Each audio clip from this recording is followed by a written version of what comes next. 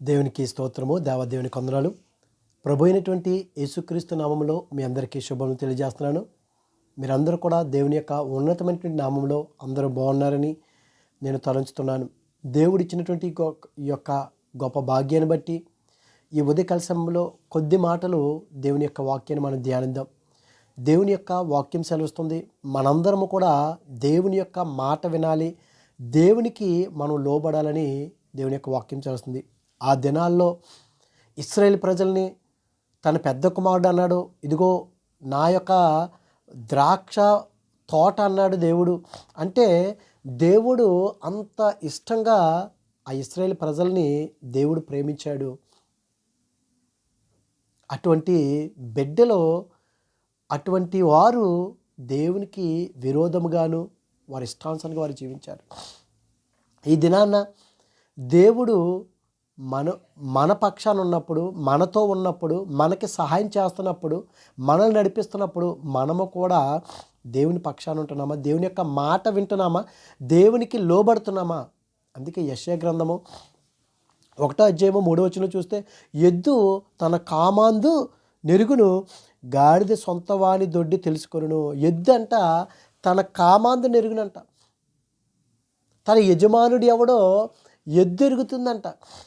మనం అనేకసార్లు చూస్తాం కదండి, ఎద్దుల బండి ఉన్నదంటే ఆ యొక్క వ్యక్తి కొన్నిసార్లు అలసిపోయి ఆ ఎద్దుల బండి మీద పడుకున్నప్పుడు ఆ ఎద్దుల బండ్లు చక్కగా యజమానుడి యొక్క ఇంటికి తీసుకెళ్ళిపోతాయి.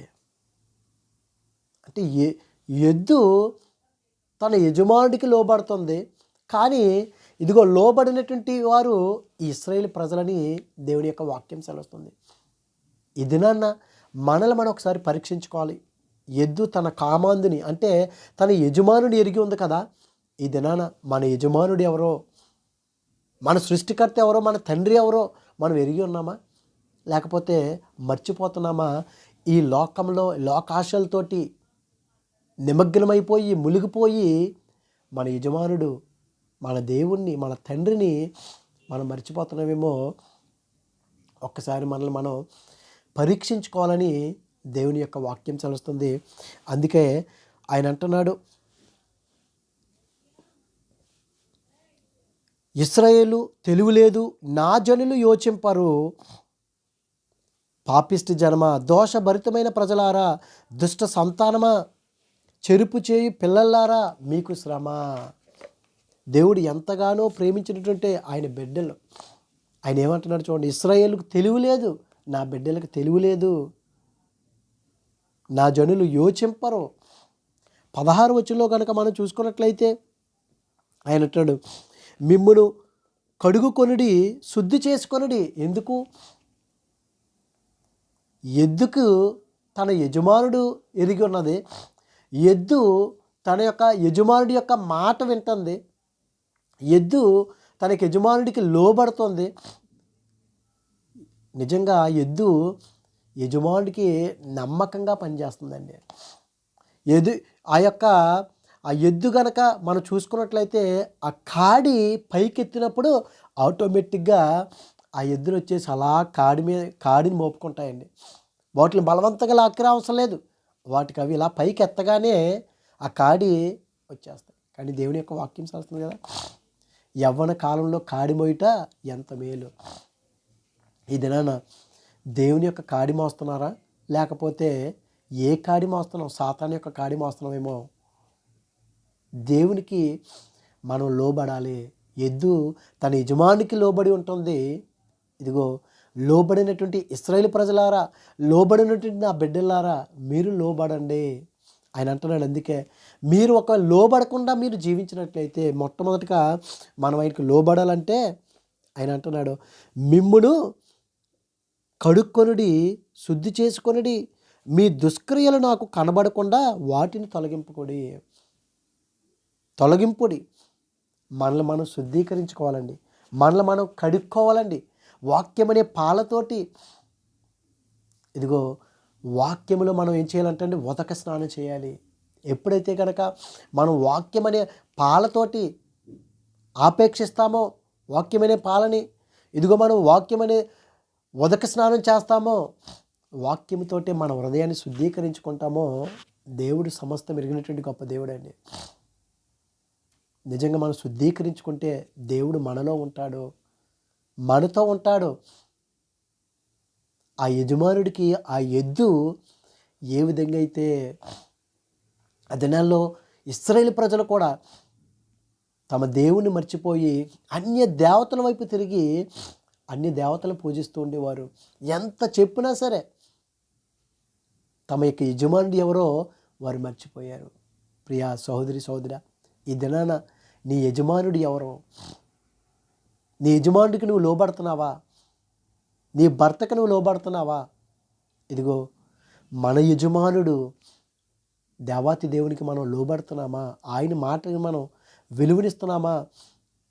మనం ఆయనకి నమ్మకంగా ఉంటున్నామా అన్నది ఒక్కసారి మనల్ని మనం పరీక్షించుకోవాలి. దేవునికి వాక్యం సెలవిస్తుంది. అందుకే ఆయన అంటున్నాడు, మీరు కడుక్కోపోతే ఇదిగో యెహోవా మాట్లాడుచున్నాడు, ఆకాశమా ఆలకించుము, భూమి చెవియొగ్గుము, నేను పిల్లను పెంచి గొప్పవారినిగా చేసి తిని వారు నా మీద తిరగబడుచున్నారు. ఆకాశమా ఆలకించుము, భూమి చెవియొగ్గుము. అవి వింటున్నాయండి, భూమి వింటుంది, ఆకాశం వింటుంది దేవుని యొక్క మాట.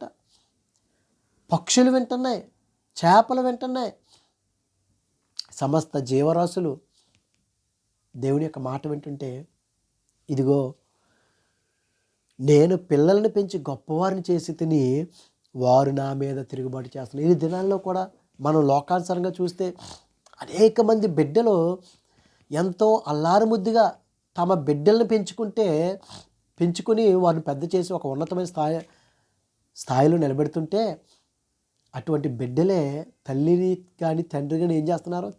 తరిమేస్తున్నారు బయటికి. అవసరమైతే చంపేస్తున్నారు ఆస్తుల కోసం, లేకపోతే అక్రమ సంబంధాలు పెట్టుకుని వారు అడ్డుగా ఉన్నారని, లేకపోతే మత్తు పానీయాలకి బానిసైపోయి తల్లిదండ్రులు హింసించటం. అనేక మంది బిడ్డలు ఏమైపోతున్నారు? తల్లిదండ్రుల మీద తిరుగుబాటు చేస్తున్నారు. ఈ దినాన అటువంటి తల్లిదండ్రులు ఎంత బాధపడతారండి. అయ్యో, నా బిడ్డను మేము ఈ విధంగా పెంచామే, ఎంత ఖర్చు పెట్టామే, ఈ స్థితిలో పెట్టామే, మా మీద తిరుగుబాటు చేస్తున్నాడని తల్లిదండ్రులు ఎంత మనోవేదన చెందుతారండి. మరి సర్వ సృష్టికర్త దేవాది దేవుని యొక్క మాట మనం వినకుండా ఆ దినాన్న ఇశ్రాయేలు ప్రజలు కూడా లోబడలేదు, తిరుగుబాటు చేశారు. మరి ఆయన ఎంత బాధపడి ఉంటాడో ఒక్కసారి ఆలోచించండి. ఎద్దు తన యజమానికి లోబడుతుంది, ఎద్దు తన కామాందుని ఎరుగుతుంది, ఎద్దు యజమానికి నమ్మకంగా ఉంటుంది. కానీ మనం ఎందుకు నమ్మకంగా దేవునికి జీవించట్లేదు, నమ్మకంగా మనం ఉండట్లేదు? అయినటువంటి ద్వితీయోపదేశకాండము 30:19 చూస్తే, నేడు జీవమును మరణమును ఆశీర్వాదమును శాపమును నేను నీ ఎదుట ఉంచి, ఇదిగో మన ఎదుట జీవాన్ని ఉంచాడు ఆయన, మరణాన్ని ఆశీర్వాదమును శాపమును మన ఎదుట ఉంచాడు. మనం ఏది కోరుకుంటున్నాం? శాపాన్న, ఆశీర్వాదాన్న, జీవాన్న? భూమి ఆకాశములు మీ మీద సాక్షులుగా పిలుచుచున్నాను. భూమిని ఆకాశానంటే సాక్షులుగా ఉంచుతున్నాడు. ప్రియా సహోదరి సహోదరా, ఈ దినాన్ని దేవుని యొక్క వాక్యం చేస్తుంది. దేవుడు మన ఎదుట ఉంచాడంటండి. మనకు కనపడకుండా కాదు, మనం దేవుని మాట లోబడితే ఆశీర్వాదం, జీవము ఉంటుంది. లేకపోతే కనుక మనం నిర్జీవమైనటువంటి వారిగా అయిపోతాం. మనం బ్రతుకుతున్నామనే పేరుకి మాత్రం బ్రతుకుతాం, కానీ మీరు నిర్జీవమై ఉన్నారు, మీరు మృతమై ఉన్నారని దేవుని యొక్క వాక్యం సెలవుస్తుంది. ఈ దినాన్ని దేవునికి లోబడుతున్నావా? దేవుని యొక్క మాట మనం వింటున్నామా? నీకు ఆశీర్వాదం కావాలా, శాపము కావాలా? దేవునికి లోబడతావా, లేకపోతే లోబడినటువంటి వాడిగా నువ్వు జీవిస్తావా? దేవునికి నమ్మకంగా నువ్వు జీవిస్తావా? లేకపోతే ఇదిగో పైకేమో భక్తి పరులాగా మనం జీవించటం, లోపడేమో లోకానుసారంగా మనం జీవించినట్లయితే దేవుడు అంటున్నాడు, పాపిష్టి జనమా, ఇదిగో ఆయన అంటున్నాడు, వారు నా మీద తిరుగుబాటు చేస్తున్నారు.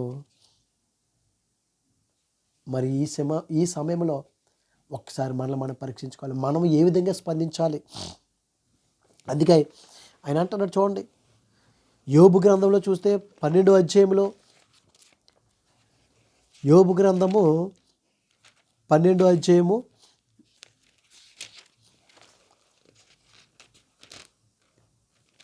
7-9 వచనాల్లో చూస్తే కనుక 12వ అధ్యాయము దేవుని యొక్క వాక్యం సెలవిస్తుంది. అయినను మృగములను విచారించమావు నీకు బోధించును, ఆకాశ పక్షులను విచారించమావు నీకు తెలియజేయును, భూమిని గూర్చి ధ్యానించిన ఎడల అది నీకు బోధించును. మనం ఎప్పుడైనా భూమిని చూసామా, భూమిని ధ్యానించామా, మనకు బోధిస్తుందంట. ఆకాశ పక్షులను విచారించము, అవి నీకు తెలియచేయను. ఆకాశ పక్షులను చూసి నేర్చుకోమన్నాడు. భూమిని అంటే మనకు బోధిస్తుందంటండి. మృగాలను విచారించమని నీకు బోధించిన అంటున్నాడండి. ఎంత భయంకరం అండి. కొన్ని సమయాల్లో మనం అంటాం కదా మనుషుల్ని, వీడు మృగం అంట. అవునండి, మనందరం మృగాలమే. మృగాలు చనిపోతాయి, మనము చనిపోతాం. ఎక్కడికి వెళ్ళిపోతాం? భూమిలోకే. వీటిని చూసి మీరు నేర్చుకోండి. వీటన్నిటిని బట్టి యోచించుకొని ఎడల యెహోవా హస్తము వీటిని కలుగు చేసినని తెలిసి కొనలేని వాడెవడో. ఇవన్నీ చూస్తే అయ్యో దేవా, నీవే కదా చేసావు ఇవన్నీ కొటని, నీ వాక్కు చేత చేసావు కదా అని వాటిని చూసి మీరు నేర్చుకోండి అని దేవుని యొక్క వాక్యం సెలవుస్తుంది. ప్రియా సహోదరి సహోదరులారా, దేవుని యొక్క వాక్యం సెలవుస్తుంది. మనం నిజంగా దేవునికి మనం లోబడుతున్నామా, లేకపోతే మన ఇష్టానుసారంగా మనం జీవిస్తున్నామా? మనల్ని మనం పరీక్షించుకోవాలి. మన ఎదుట శాపాన్ని ఉంచాడు, జీవాన్ని ఉంచాడు, ఆశీర్వాదాన్ని ఉంచాడు దేవుడు. ఇదేనా నువ్వేం కోరుకుంటున్నావు? దేవునికి దగ్గరగా జీవిస్తూ ఆయన ఇచ్చేటువంటి ఆ నిత్య జీవాన్ని, ఆ రాజ్యాన్ని, ఇదిగో ఆశీర్వాదాన్ని మనం పొందుకోవాలంటే ఆయనకి లోబడినట్లయితే దేవుడు మనల్ని ఎంతగానో ఆశీర్వదిస్తాడు. లేకపోతే మనము ఆయనకి విరోధంగానే, లోబడినటువంటి వారిగానే మనం జీవిస్తామని దేవుని యొక్క వాక్యం సెలవుస్తుంది. న్యాయాధిపతుల గ్రంథము 2వ అధ్యాయం 10వ వచనంలో చూస్తే, ఆ తరము వారందరూ తమ పితరుల యొద్దకు చేర్చబడిరి, వారి తరువాత యెహోవానైనను ఆయన ఇశ్రాయేలు కొరకు చేసిన కార్యములైనను ఎరుగని తరం ఒకటి పుట్టగా. ఇశ్రాయేలు ప్రజలు నిజంగా ఎర్ర సముద్రాన్ని వారు దాటారు. ఇమ్మీడియట్గా పాట పాడేశారు, నీ వంటి గొప్పవాడు ఎవడు ఉంటారయ్యా అని పాడేశారు. తర్వాత మరలా వారు అక్కడి నుంచి ఎర్ర సముద్రాన్ని సాగనంపేటువంటి సమయంలో షూరు అరణ్యులకు 3 దినాలు ప్రయాణం చేశారు. మారా యొద్దకు వచ్చినప్పటికి వారికి నీళ్లు చేదుగా ఉన్నాయి, సనుగుడు గుసగుసలు. అంటే దేవుడు చేసినటువంటి కార్యాలని వీరు మర్చిపోయి దేవుడు అంటే ఎవరో కూడా ఎరిగినటువంటి తరం వారు అయిపోయారు. ఎంత భయంకరమైన స్థితి అండి. అసలు దేవుడు అంటే ఎవరో తెలియదు మాకు అన్నటువంటి వారుగా ఈ తరం వారు తయారైపోయారంటే ఎంత భయంకరటువంటి స్థితిలోకి వీరు వెళ్ళిపోయారు. ఈ దినాన్న మనం ఏ స్థితిలో ఉన్నాం, ఏ విధంగా మనం జీవించగలుగుతున్నామో ఒక్కసారి మనల్ని మనం పరీక్షించుకున్నట్లయితే దేవుని యొక్క వాక్యం సెలవిస్తుంది, మనము ఆయనకి లోబడాలి. ఆయనకి ఇష్టమైన బిడ్డలుగా మనం జీవించినట్లయితే ఆయనకి నమ్మకమైనటువంటి వారు. మోషే ఆయన ఏమంటున్నాడండి? మోషే నా ఇల్లంతట్లో నమ్మకమైనటువంటి వాడు. అవునండి, దేవునికి మనం ఆయన ఇచ్చాడు హృదయం, ఆయన యొక్క ఇల్లు. మనం నమ్మకంగానే మనం జీవించాలి. ఆ నమ్మకం నీలో ఉన్నదా? ఆ నమ్మకత్వాన్ని నువ్వు నిలబెట్టుకుంటున్నావా? నమ్మకమైనటువంటి వాడిగా నువ్వు జీవించగలుగుతున్నావా? ఇది నాన్న ప్రియ సహోదరి సహోదరా, ఇశ్రాయేలు ప్రజలు అన్నాడు, ఇది ఇదేనని మనతో అన్నాడు, మీరు కడుక్కోండి, మీరు శుద్ధి చేసుకోండి, మిమ్మల్ని మీరు కడుక్కుని నా యొద్దకు రండి అని ఆయన అంటున్నాడు. అందుకే సమూయేలు గ్రంథము 2వ అధ్యాయం 12వ వచనంలో చూస్తే, ఏలీ కుమారులు యెహోవాను ఎరుగని వారై మిక్కిలి దుర్మార్గులై ఉండిరి. ఏమండి, ఒక యాజకుడు కుమారులు దేవుని ఎరగనటువంటి వారుగా అయిపోయారంటే ఎంత భయంకరం అండి. ఒక దైవ సేవకుని బిడ్డలో దేవుడు ఎవరో మాకు తెలియదు అని దుర్మార్గులు అయిపోయారంటే వారు ఎంత భయంకరమైన స్థితిలో ఉన్నారు, ఎంత పాపంలో ఉన్నారు. అంటే దేవునికి లోబడినటువంటి వారుగా ఉన్నారు ఏలీ కుమారులు, ఓఫ్ని, ఫినాసులు. దేవుని ఎరగనటువంటి వారుగా ఉన్నారు వీరు. ఈ దినాన మనం ఏలీ ఏలీ కుమారులాగానే మనం కూడా జీవిస్తున్నామా? దేవుని ఎరగనటువంటి వారిగా దుర్మార్గులై మనం ఉంటుమా? మనం దేవునికి లోబడకుండా ఉన్నామా? దేవుని యొక్క ఆ ఎద్దు ఏ విధంగా అయితే కాడి పైకెత్తగానే ఆ కాడి కిందకి ఎలాగొచ్చేస్తాయో అట్టి రీతిగా నువ్వు వస్తున్నావా? లేకపోతే నాకు ఇంకా సమయం రాలేదని మన సమయాన్ని వృధా చేస్తున్నామా? ఒక్కసారి మనల్ని మనం పరీక్షించుకున్నట్లయితే దేవుడి దినాన్ని మనల్ని ఆశీర్వదించడానికి ఆయన సిద్ధంగా ఉన్నాడు. అందుకే అపోస్తుల కార్యములు చూసుకున్నట్లయితే అపోస్తులుడంటి పేతురు గారు అపోస్తుల కార్యములు 5వ అధ్యాయము 29వ వచనంలో చూస్తే,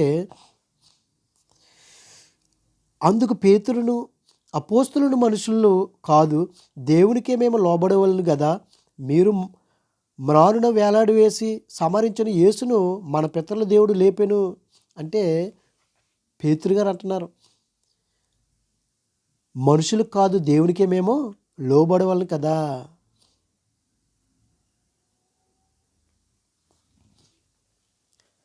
ఇక్కడ అననీయ సఫీరా వాళ్ళందరూ కూడా వాళ్ళిద్దరు చనిపోయారు.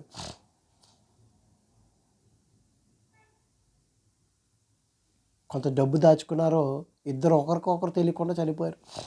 వీరు చూసి భయపడిపోయారు. వీరందరూ వీరిని ఎంత హింసించినా అపోస్తులని వారు భయపడలేదు, మనుషులకు లోబడలేదు. అందుకే పేతురు అన్నారు, ఇదిగో లోబడవలసింది మనుషులకు కాదు కదా, దేవునికి లోబడాలండి. ఈ దినాన్న ఎంతమంది మనుషులకు లోబడుతున్నారండి? మనం ఇప్పుడు కూడా మనుషులకు కాదు దేవునికి కనుక మనం లోబడినట్లయితే, ఇదిగో ఎద్దు తన కామాందుని ఎరుగును, తన యజమానుని ఎరుగును. ఎద్దు ఇదిగో తన యజమానుడికి లోబడును, నమ్మకంగా ఉంటుంది. మనము ఎద్దుకున్నటువంటి ఆ మనసు, ఆ నమ్మకత్వాన్ని మనలో లేదేమో. అందుకే బైబిల్ గ్రంథంలో ఎద్దు గురించి రాయించేటువంటి దేవుడు, ఇశ్రాయేలు ప్రజలారా మీరు నాకు లోబడినటువంటి వారిగా ఉన్నారు. ఎంత భయంకరమైన స్థితి అండి. ఒక్కసారి మనల్ని మనం పరీక్షించుకోవాలి, నేను నిజంగానే దేవునికి లోబడుతున్నానా లేదా.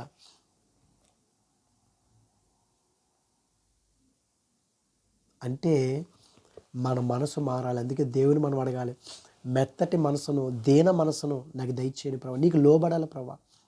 ఇదిగో నీ కాడి మేము మొయ్యాలి ప్రభా. ఎద్దు ఏ విధంగా అయితే కాడి ఎత్తగానే ఆ కాడి కిందకు వచ్చేస్తుందో మేము కూడా ప్రభా యవ్వన కాలంలో కాడి మొయ్యటి, నీ కాడి మొయ్యటి ఎంతో మేలు, ఎంతో మనోహరం అంటున్నావు ప్రభా. అది మోసేవారికి తేలికగాను భారం లేకుండానే ఉంటుందని సెలవిస్తున్నావు తండ్రి. అటువంటి భాగ్యాన్ని మాకు దయచేయని ప్రభా అని మనం నిజంగా అడిగినట్లయితే దేవుని యొక్క వాక్యం సెలవుస్తుంది. ద్వితీయోపదేశ కాండములో 11వ అధ్యాయము 26వ వచనంలో, చూడుడి నేడు నేను మీ ఎదుట దీవెనను శాపమును పెట్టుచున్నాను. నేడు నేను మీకు ఆజ్ఞాపించి మీ దేవుడైన యెహోవా ఆజ్ఞలను మీరు వినని ఎడల దీవెనయు, మీరు మీ దేవుడైన యెహోవా ఆజ్ఞలను వినక నేడు నేను మీకు ఆజ్ఞాపించు మార్గమును విడిచి మీరు ఎరుగని ఇతర దేవతలను అనుసరించిన ఎడల శాపమును మీకు కలుగును. మరొక్కసారి దేవుడు అంటున్నాడు, ఇదిగో మీ ఎదుట నేను దీవెన ఉంచాను, శాపాన్ని ఉంచాను. ఇదిగో మీరు మారండి అని దేవాతి దేవుడు మాట్లాడుతున్నాడు. ఇదిగో మిమ్మును కడుక్కొనుడి, శుద్ధి చేసుకొనుడి, మీ దుష్క్రియలు నాకు కనబడకుండా వాటిని తొలగింపుడి. ఆయన అంటున్నాడు, యెహోవా ఈ మాట సెలవిచ్చుచున్నాడంట. ఏ మాట? యెషయా గ్రంథము 1వ అధ్యాయము 18వ వచనం నుంచి, రండి మన వివాదము తీర్చుకుందాము. ఎవరికైనా వివాదం ఉన్నది? దేవునికి ఏమైనా వివాదం ఉన్నదా? లేదు. అయినా సరే ఆయన రండి మన వివాదము తీర్చుకుందాము. మీ పాపములు రక్తం వల్ల ఎర్రవైనను అవి హిమం వల్లే తెల్లబడును, కెంపు వలె ఎర్రనివైనను అవి గొర్రుబొచ్చు వలె తెల్లని వగును. మన పాపాలు రక్తం వల్లే ఎర్రగా ఉన్నా సరే అవి తెల్లగా చేస్తానండి. కెంపు వలె ఎర్రనివైనను గొర్రుబొచ్చు వలె తెల్లవగును. ఇదిగో హిమం వలె మంచులాగా నేను చేస్తాను మీ పాపాలని.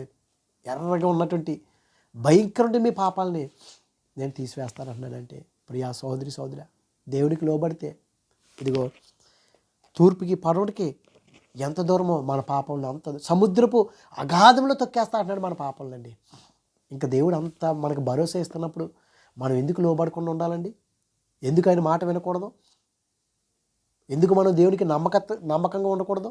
నమ్మకంగా ఉండినట్లయితే, ఆయనకి ఇష్టమైన బిడ్డలుగా మనం జీవించినట్లయితే, ఈ దినాన్న దేవుడు అంటున్నాడు, ఇదిగో మీ ముందు దీవెన ఉంచాను, నేను ఆశీర్వాదాన్ని ఉంచాను, జీవాన్ని ఉంచాను, మీరు అవి తీసుకోండి.